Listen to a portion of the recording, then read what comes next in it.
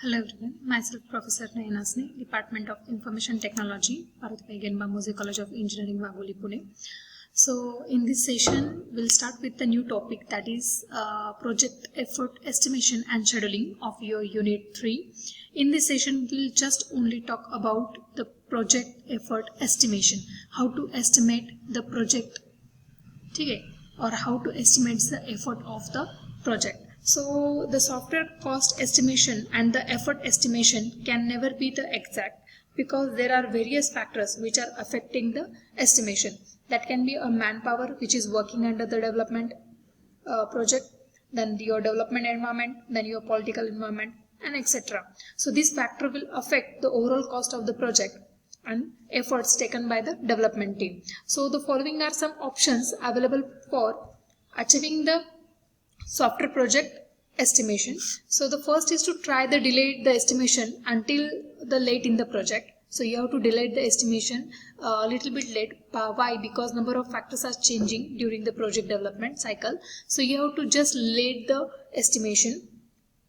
Then second is use the baseline matrix theory, that is collect the accurate estimation from the past similar projects. So you have to find out the similar project which are done in pastly or in a history. So you can get the exact idea of how much estimation will be required for the particular project using the past experience or using the past project. Third is use simple decomposition techniques to obtain the cost and effort estimation. So you have to use simple decomposition. Decomposition is nothing but dividing the task. Okay, so you have to use the simple decomposition techniques to obtain the cost and efforts from each task and from each function.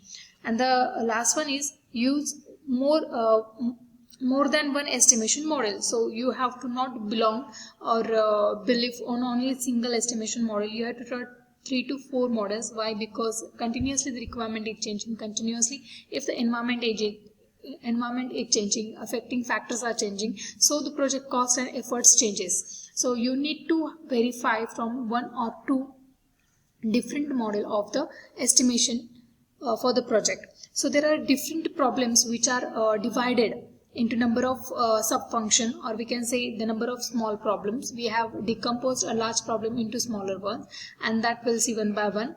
The first one is the software sizing. So the accuracy of the software project estimate is predicted by the number of things. Okay, the first is the degree of estimation for the size of the software to be developed. Second is to ability to transfer the estimated size into the human efforts. The third one is your project plan and ability of the development team to work on that plan and actual implement in the real world. And fourth one is the project stable requirements.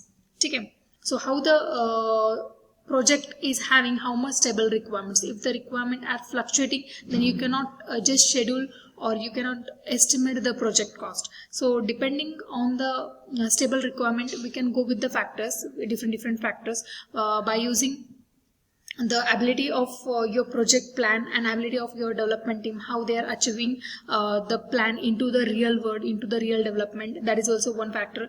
And the degree of estimation for the size of the software is to be developed.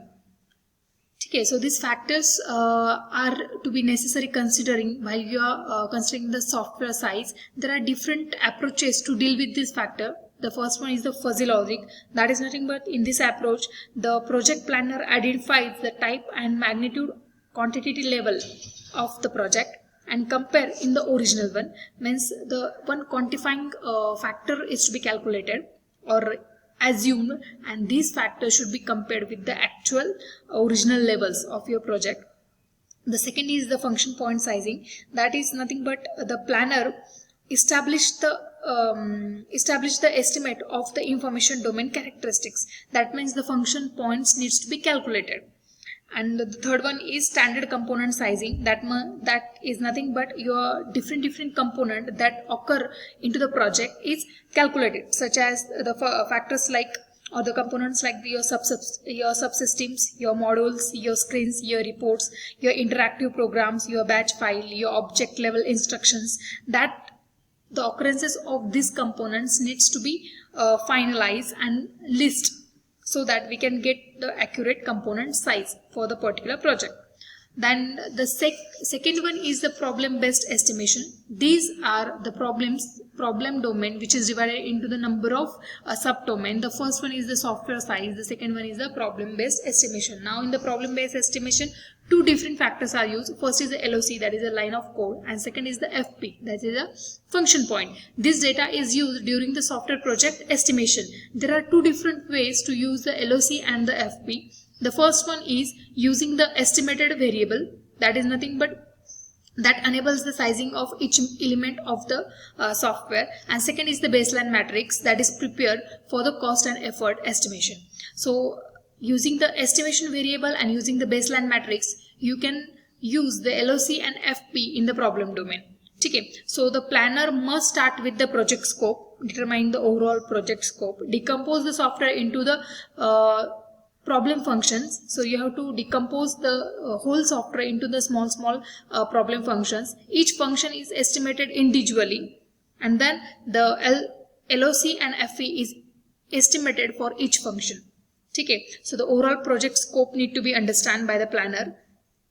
Then the decomposition of the whole project is done into the smaller function. So each function is estimated separately, and then the LOC and FP for each function is executed, or we can say calculated. Okay. The next one is the LOC based estimation. The LOC based estimation, that is nothing but the line of code based estimation in which we use a standard formula. The formula is S equal to SOPT plus 4SM plus 4 PES. The whole is divided by 6. Now what is this factor? So the S is the expected value of the particular function for the LOC. The SOPT is the optimistic value. The SM is the most likely size. Okay. And SPES is the pessimistic size, optimistic size and most likely size. So these three sizes is given in a problem domain itself. So you will get exact value of that particular function LOC.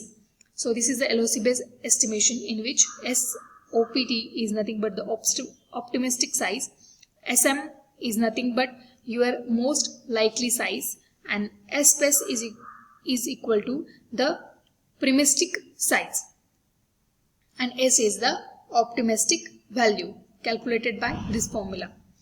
So the next one is the FP based estimation.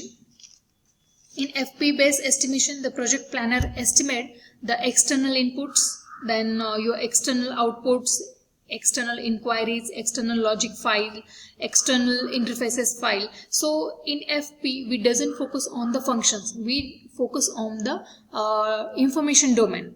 Okay. The FP always focus on information domain data rather than the function data, where the LOC will always focus on the functional data. Okay.